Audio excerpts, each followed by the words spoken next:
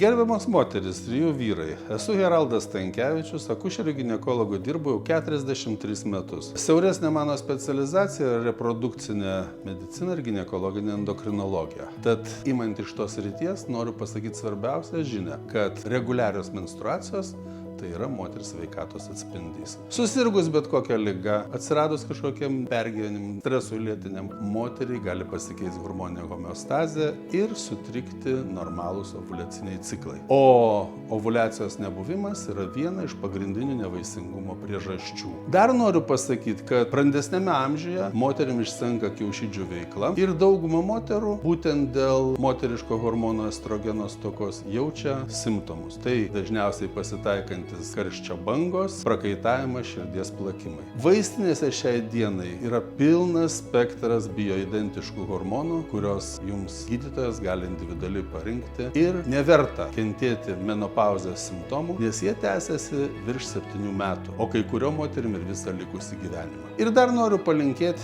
kad tausokite 2 svarbius dalykus. Tai laikas ir sveikata. Mes jų visi nevertinam, kol turim daug. Dėkuoju už dėmesį.